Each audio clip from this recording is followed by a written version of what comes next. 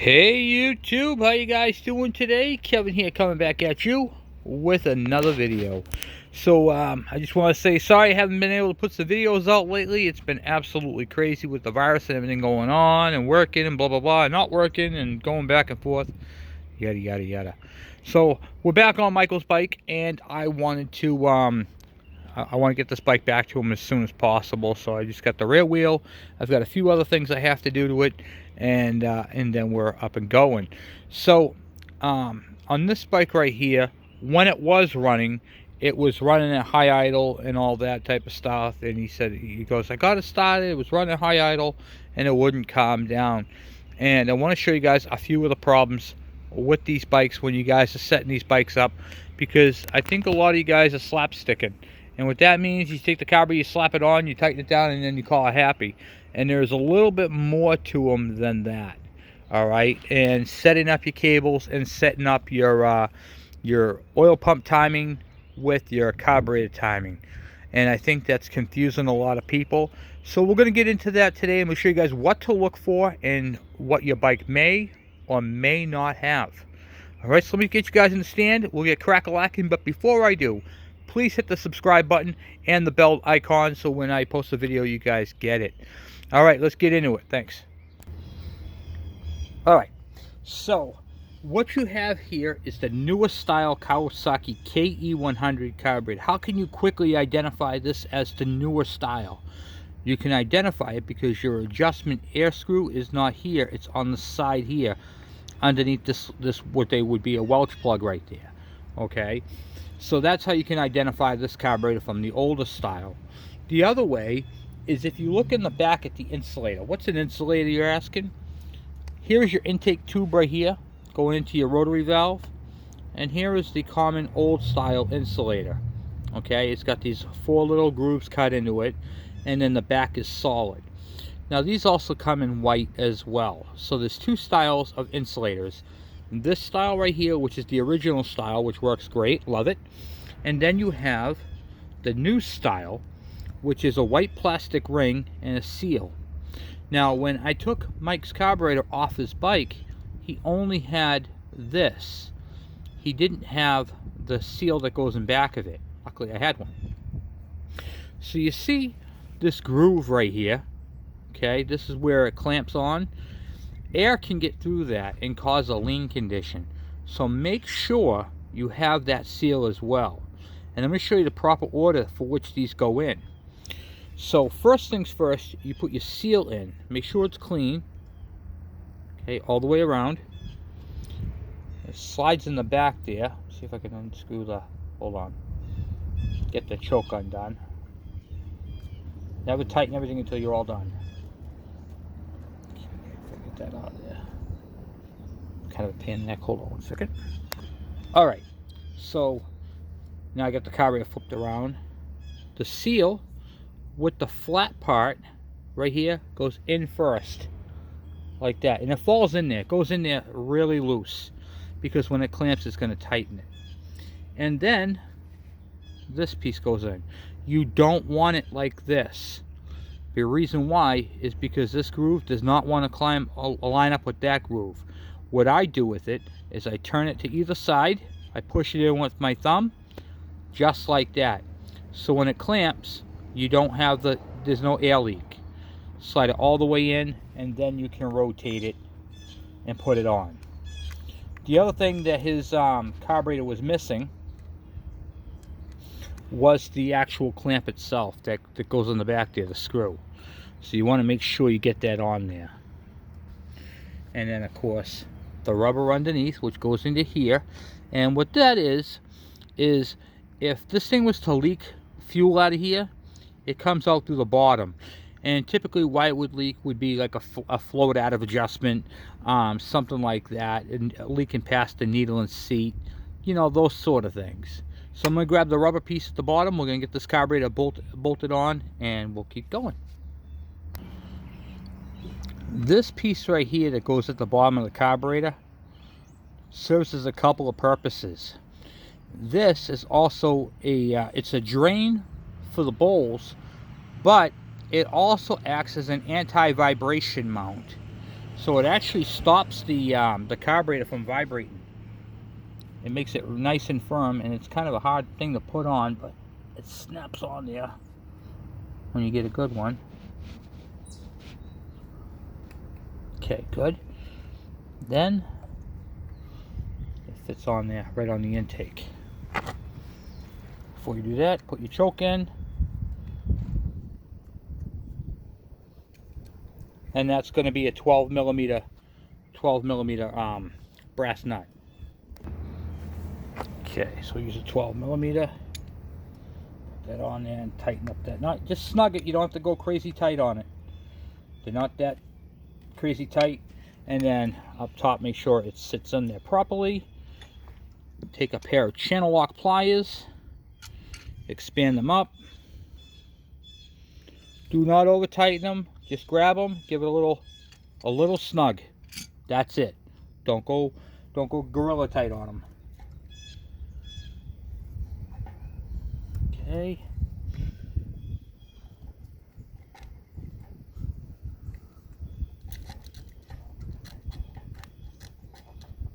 This one's fitting on it good, nice and tight.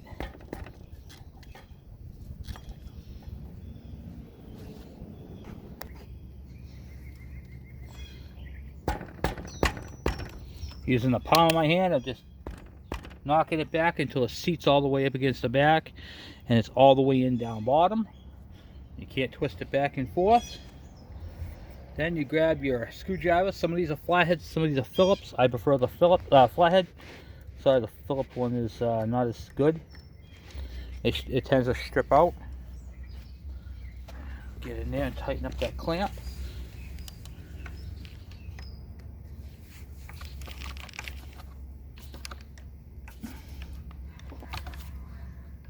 You want that clamp nice and tight. Okay, so that carburetor is tight. You shouldn't be able to turn it in either direction. It should be nice and firm. Shouldn't go anywhere.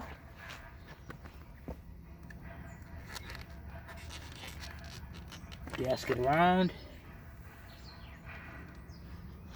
Make sure this tube fits onto your carburetor for adjustment. And then cut your fuel hose and make sure you have your grommet up top.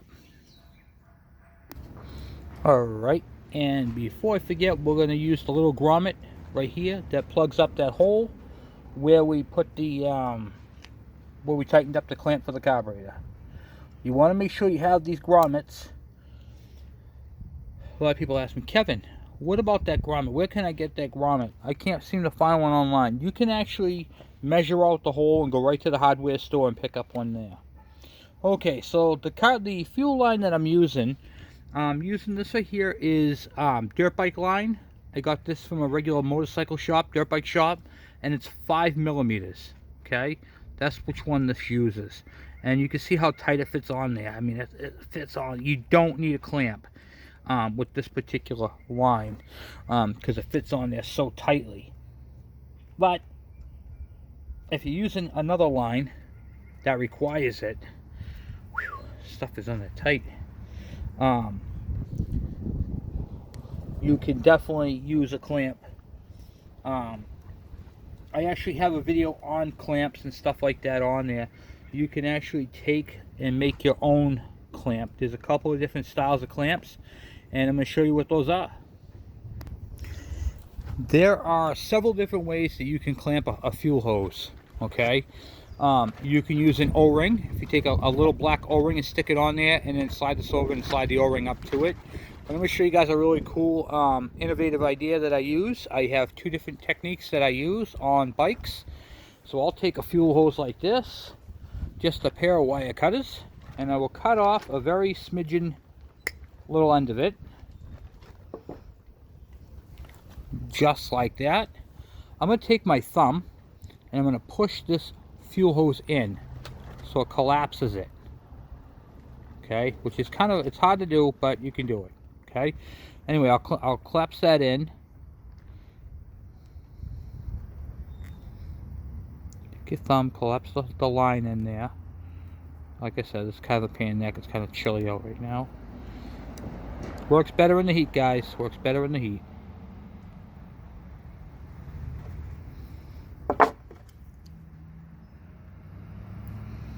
See if I can cheat a little bit here. I've got no thumbnails. It helps if you have a thumbnail. My thumb is very non-nail-it. But anyway, you guys get the idea. You just put that hose piece on there. Okay, that took me a little bit to get on it because I have no thumb, but if you have a thumbnail, you can do that easily and see how this is on here. It's basically that piece of fuel line wrapped around your fuel line, and then you can just slide it up. It's tight, so because it's a good clamp, and then it'll fit over the barb fitting, and that right there acts as a hose clamp. And this is really cool because it looks clean, right? It looks clean, and it's functional. The other one you can use, mechanics wire. So let me explain to you how the mechanics wire clamp goes. Just take a piece of clamp, just a piece of hose, not hose, mechanic wire. You can get this at any auto parts store. And then what you're going to do is you're just going to take it, you're going to wrap it around a couple of times.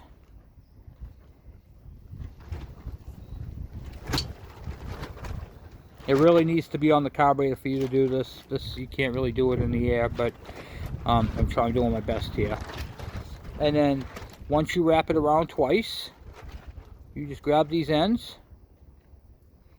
Yeah, it definitely needs to be on the carburetor if you're going to do this. And then you just twist it around. And there you have a wire clamp.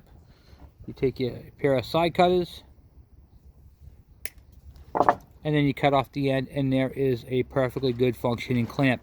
So this is your tech tip for the day. And if you're having a hard time, and like I have with the thumb, and you can't collapse it, I'll show you another trick you can do, which is actually easier to get the fuel line on. I was trying to do it on a straight cut, so here's what you can do. If you want to put that as a clamp, first thing you do is cut your fuel line at an angle. Then after you get at an angle, squeeze it together, slide it over the tip, like so. So it comes through like that. Grab your pliers, put it through. And you can do it this way as well.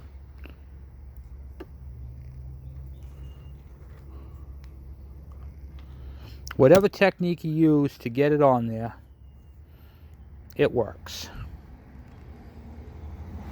Then once you get to where you want it, then you just simply cut the fuel line back, and that's how you do that clamp. A little aggravation at first, but once you get it, you'll get it. So those are the two style clamps techniques that I use on the bikes. Okay, so now the next thing you want to do is you want to set up the carburetor. What does that even mean? So you grab your little adjuster up top here. That's right here. I'm going to do that and see if I can. You want to make sure that the carburetor is moving. So you could. This is just slide in here. So touch that. Make sure it's all working. Make sure it's into the thing first.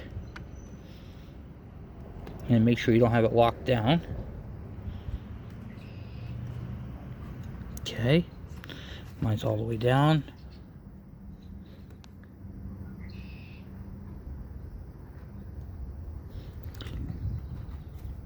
Okay.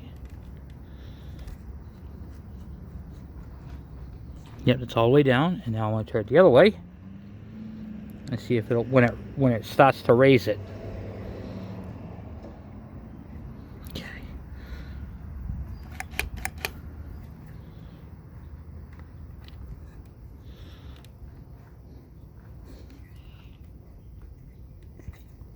Okay, now I'll put that back in. Make sure that slides onto it. The cables are slid all the way down.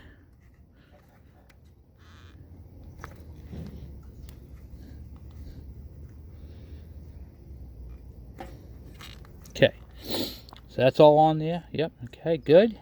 Good and good. Okay, so now with this slide all the way down, you're going to take the throttle and you're going to crack it all the way open, full throttle, wide open. Then you're going to take your finger and and you can go like this and make sure that the slide is not down. This, like, say if you had full throttle and you can still see the slide, like right there. See if I can put that on it. Your cables have adjustment. So when you hit the full throttle, you don't want to see anything. It should be wide open and smooth. Then when you let off of it, it should be all the way down without adjustment. Okay, that is how you make sure your slide is working good. Okay, there should be no drag, no resistance. And that, my friends, is beautiful. Check this out. What I just noticed this. We have to do a clutch adjustment. Look at this. When it's on relaxed, you see this line right here is not in alignment with that pin. So we have to do a clutch adjustment on this bike as well. A lot of stuff to do on this bike, guys. A lot of stuff to do. So, okay. So now we got that part done. And we got the adjustment. We got the fuel line on. The grommets in. The grommets in over there. The carburetor is properly mounted. Everything's good there.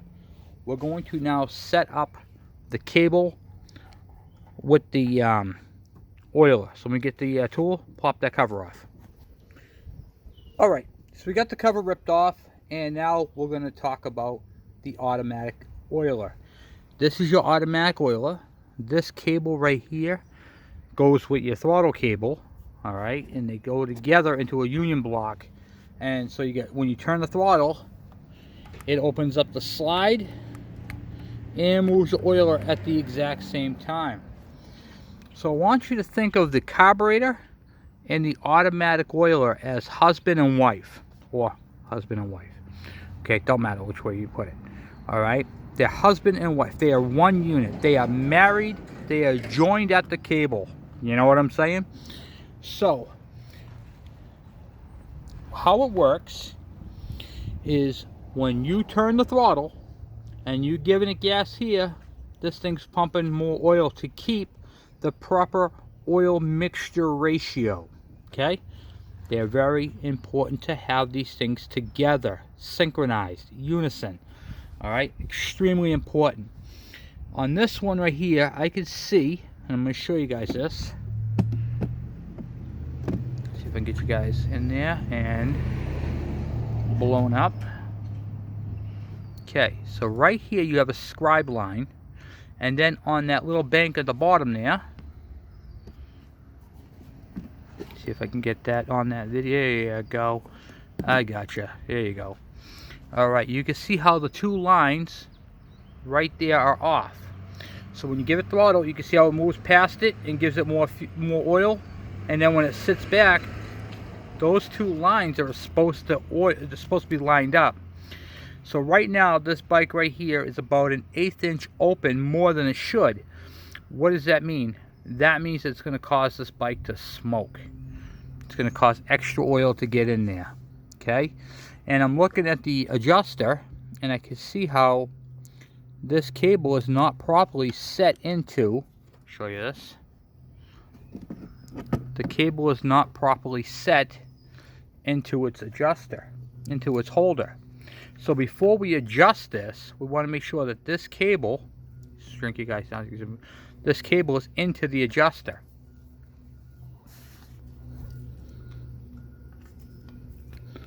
I moved that quite a ways. Now that that's in there, let's take a look and see where our adjustment is. Now it looks like we're negative. Now, with that said, we're not getting enough oil at idle. Do you guys see where I'm going with this? So we have to adjust this oiler, crack it loose, then we're gonna back this out until that cable, those two lines line up.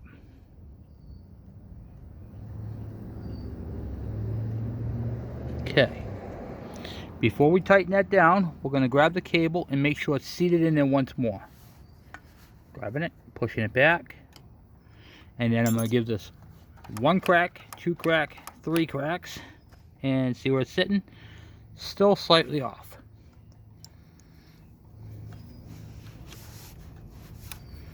I've seen these things almost all the way out. There we go.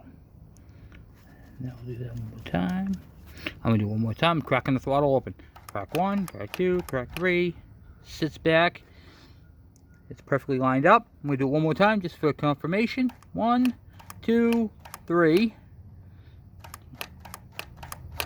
It's perfect. I'll grab it, tug on it, pull on it, and when it sits aligned back up. Now at this point, I'll take my jam nut and I'll wind that in. After you jam nut it, just snug, don't go crazy, okay? The jam nut that I'm talking about is right here. I adjusted that out. After you get that adjusted, so that you adjust this out to line up these, what do you call it, the two timing marks. And then I'm just going to keep going like this a few times. Triple checked, it is adjusted. That's all we want right there, guys. That's all we want. Okay, so we have the carburetor is adjusted for the throttle. Okay. The timing marks on the oil pump are adjusted. That's all set. We have the carburetor properly mounted in. And then the only thing other adjustment left to do on this side of the bike is the clutch adjustment. So to do that, we'll just end up doing, you know, bracketing it off and adjusting the clutch. We'll do that on another video. I just wanted to touch base with you guys, show you guys how to properly set up the carburetor and the automatic oiler. This thing is great. Do not delete it. It works perfectly. Okay? Keep it. Don't get rid of it. Alright guys, well that's what I have for you for today. I hope that all helps. Hope you guys learned something, and hopefully my instructions are, what do you call it there, are decent. So anyway guys, once again, please hit that subscription button, and I will be talking to you guys later. I'm out!